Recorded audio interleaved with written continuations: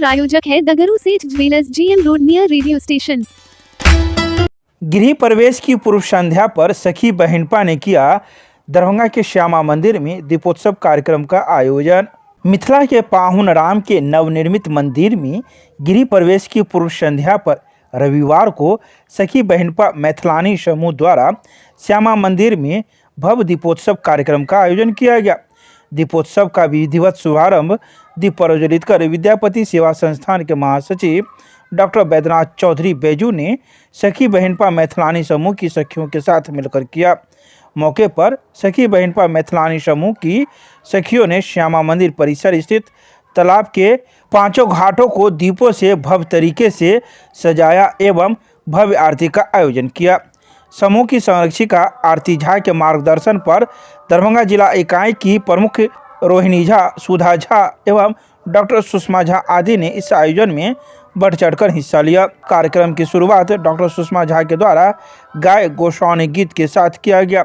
इस मौके पर मौजूद कई वक्ताओं ने अपने अपने विचार रखे। दरभंगा के IMA हॉल में CME कार्यक्रम का किया गया आयोजन।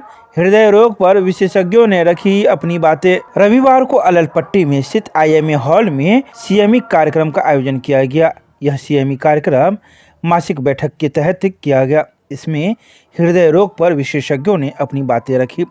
वहीं हृदय रोग विशेषज्ञ डॉक्टर ज्योति प्रकाश कर ने कई बातों की चर्चा की। उन्होंने कहा कि हृदयाघात पूरे विश्व में मृत्यु का सबसे महत्वपूर्ण कारण है।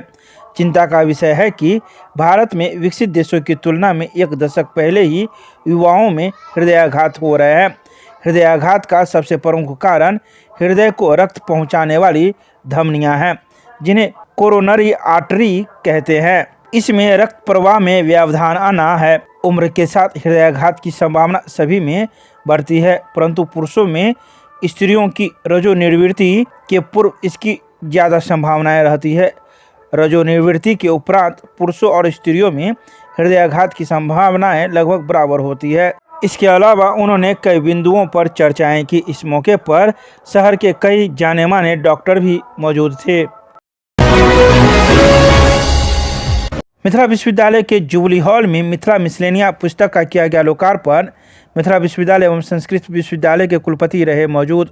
रविवार को मिथिला विश्वविद्यालय के जुबली हॉल में प्रोफेसर धर्मेंद्र कुमार द्वारा रचित मिथिला मिसलेनिया पुस्तक का लोकार्पण समारोह आयोजित किया गया।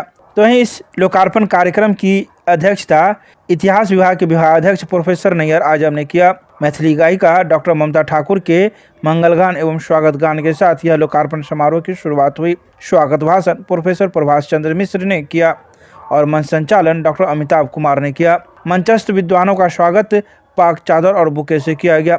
इस पुस्तक में संकलित आलेखों पर विस्तृत प्रकाश प्रोफेसर धर्मेंद्र कुमार ने डाला। इस बहाने मिथिला के पूर्व मध्यकाल के इतिहास पर विशेष जानकारी दी। मिथिला चित्रकला, मिथिला की ज्ञान परंपरा, मिथिला की साझी संस्कृति को उभरते आधार, मिथिला की राजनीतिक व्यवस्था की चर्चा की। वहीं मौके पर मिथिला विश्वविद्यालय के कुलपति एवं संस्कृत विश्वविद्यालय के कुलपति के साथ कई विद्वानों ने अपनी अपनी बातें इस लोकार्पण समारोह में रखी। पुस्तक का संबंध है, संकलन का संबंध है, संग्रह का, तो मैं यह सूचित करूं कि प्रारंभ से लगभग 20वीं सदी के अंतिम दशक से मैंने लिखना शुरू किया। विभिन्न सेमिनारों के लिए, इंडियन हिस्ट्री कांग्रेस के लिए, बिहार इतिहास परिषद के लिए, मिथिला इतिहास संस्थान के लिए और कई राष्ट्रीय और अंतर्राष्ट्रीय संगोष्ठियों के लिए। साथ ही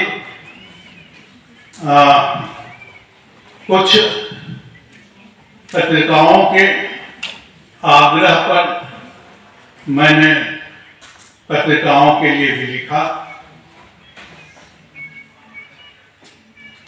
खासकर मैथिली में।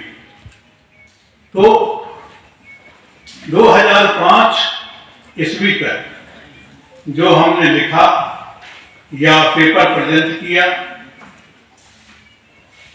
तो उसका संग्रह मिथिला मिसलैनी के नाम से 2005 में प्रकाशित हुआ, संग्रहित कर दिया ताकि सुविधा हो सके जो कुछ जानना चाहते हैं मिथिला के बारे में एक जगह मेरा लेखन मिल जाए।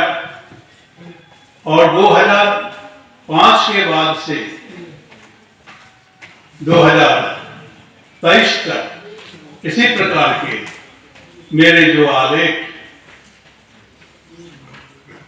प्रकाशित हुए या हमने प्रेजेंट किया, उन सभी आलेखों का, शोध पत्रों का और सामान्य आलेखों का भी यह हमारा दूसरा संकलन है जो मिथिला मिसलेनिया के नाम से यह प्रकाशित हुआ है और आज लोकार्पण हो रहा है। मिसलेनिया का मतलब विभिन्न विषयों का संग्रह और उस रूप में मिथिला से ही संबंधित नहीं बल्कि मिथिला भी उसका हिस्सा है। कुछ ग्लोबल इश्यूज को या नेशनल इश्यूज पर भी हमने जो लिखा वह मिथिला उसमें जुड़ा हुआ है, लेकिन क्षेत्र उसका लेखन का क्षेत्र दायरा बढ़ा हुआ है, ग्लोबल भी है।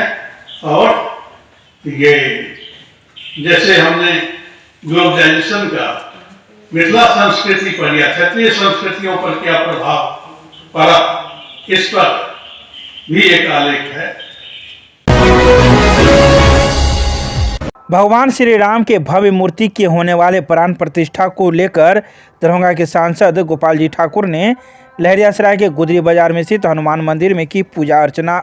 अयोध्या में बने भव्य राम मंदिर में 22 जनवरी को प्रधानमंत्री नरेंद्र मोदी एवं देश के साधु संतों के हाथों प्रभु श्री राम के भव्य मूर्ति का होने वाले प्राण प्रतिष्ठा को देखते हुए दरभंगा के सांसद गोपाल जी ठाकुर ने रविवार को लहरियासराय के गुदरी बाजार में स्थित हनुमान मंदिर में पूजा अर्चना की। इसके पश्चात कल प्राण प्रतिष्ठा के पश्चात देश भर में होने वाले भव्य दीपोत्सव कार्यक्रम को देखते हुए दुकानदारों और आम लोगों के बीच में मिट्टी का दीप भी वितरण कर घर घर दीपोत्सव कार्यक्रम मनाने का आग्रह किया।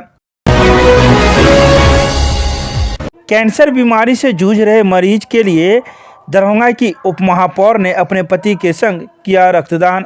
रविवार को सूचना मिलने पर दरभंगा की उपमहापौर नाजिया हसन ने अपना 18वां एवं उनके पति मोहम्मद उमर आलम ने अपना पहला रक्तदान शुक्ला मेडिसिटी ब्लड बैंक में किया। मौके पर ब्लड बैंक के डायरेक्टर मुकेश कुमार सिंह ने कहा कि डिप्टी मेयर नाजिया हसन दोनों दंपति के द्वारा इस भयानक ठंड में रक्तदान करना समाज के प्रति उनके समर्पण भावना को दिखाता है एवं बाकी लोगों को भी समय पर रक्तदान करते रहना चाहिए, जिससे कि ब्लड बैंक में ब्लड की उपलब्धता बनी रहे।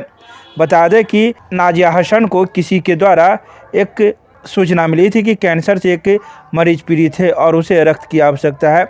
इसी सूचना के आधार पर दरभंगा नगर निगम की उपमहापौर नाजिया हसन ने अपने पति के संग पीड़ित व्यक्ति को अपना रक्तदान किया। दरभंगा शहर का सड़क हुआ भगवामय। लोगों ने अपने घर के छतों के साथ साथ सड़कों के किनारे लगाए झंडे।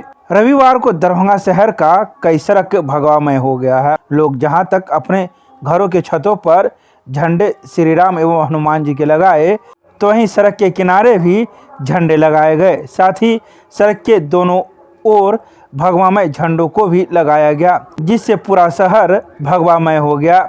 वहीं कई लोग विभिन्न मंदिरों में साफ सफाई एवं पूजा पाठ भी करते दिखे। बता दें कि 22 जनवरी को अयोध्या में भगवान श्री राम की प्राण प्रतिष्ठा को लेकर लोगों में उत्साह है, जिसको लेकर दरभंगा में भी लोग भगवामय हो गए हैं और अपने घरों के साथ साथ सड़कों पर भी झंडे लगा रहे हैं।